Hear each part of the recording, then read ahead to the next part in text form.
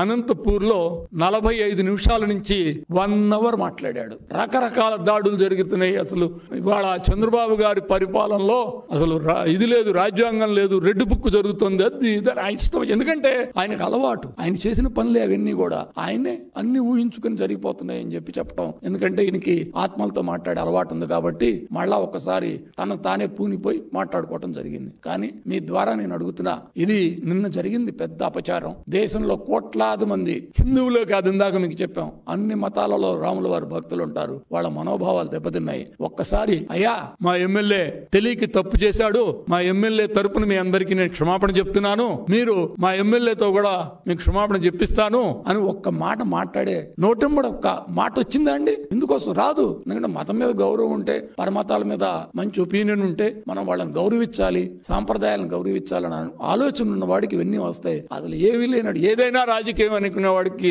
రాజకీయ ఆలోచనలే వస్తాయి. మేము అన్ని కూడా అభివృద్ధి సంక్షేమం నుంచి ఆలోచించే వ్యక్తి నారా చంద్రబాబు నాయుడు గారు కాబట్టి ఆయన నాయకత్వంలో పనిచేసి మాకు ఇలాంటి ఆలోచనలే ఉంటాయి తప్పితే అలాంటి ఆలోచనలు ఉండవు. అందుకనే మా ప్రభుత్వం వచ్చిన 9 నెలల్లో సగర్వంగా మేము చెప్తున్నాం, ఒక్క గుడి మీద దాడి జరగలేదు, ఒక్క పూజారి గారిని అవమానించలేదు, ఒక అర్చకుడికి అపచారం జరగలేదు, ఎక్కడ ఎటువంటివి జరగకుండా ఇవాళ ఈ రాష్ట్రంలో కూటమి ప్రభుత్వం 9 నెలలు మేము దిగ్విజయంగా నడిపాం. ఎటువంటి ఎవరికి బాధలు కలిగించకుండా హిందూ మతాన్ని గౌరవిస్తున్నాం, ముస్లింలను గౌరవిస్తాం, క్రిస్టియన్లను గౌరవిస్తాం, అన్ని మతాలని సమ మార్గంలో పెట్టే నాయకుడు నారా చంద్రబాబు నాయుడు గారు. మరొక్కసారి అయ్యా మాజీ ముఖ్యమంత్రి గారు, ఇప్పటికైనా మీరు ఆలోచించుకోండి.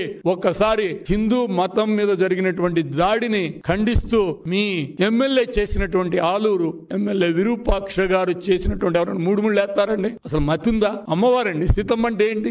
ఒక సిద్ధాంతంగా ఆమె ఏంటి? సీతమ్మ అనేది మనం ఒక దేవత కింద, దేవుడు దేవత, ఆమెకు నువ్వు వెళ్ళి తాళిబొట్టు కడతావా? ఏమైనా మతుందా? అన్నం తిన్నారా, గడ్డి తిన్నారా? మీరు ఒకసారి ఆలోచించండి. ఇలాంటి వ్యక్తులు మీరు పక్కన పెట్టుకుని ఏం సాధిస్తారు? మిమ్మల్ని చూసి వాళ్ళు అలాగే తయారవుతున్నారు. మరొక్కసారి మీరు ఆలోచన చేసి హిందువులపై జరిగే జాడిని ఇలాంటివి జరగకుండా చూడాలని, హిందూ మతాన్ని అవమానపరచడం కోసం మీరు ఈ విధంగా చేస్తున్నారని చెప్పి మరొక్కసారి మీకు హెచ్చరిస్తున్నాం. ఇలాంటి భవిష్యత్తులో జరగకుండా ఉండాలని కూడా మేము కోరుకుంటున్నాం.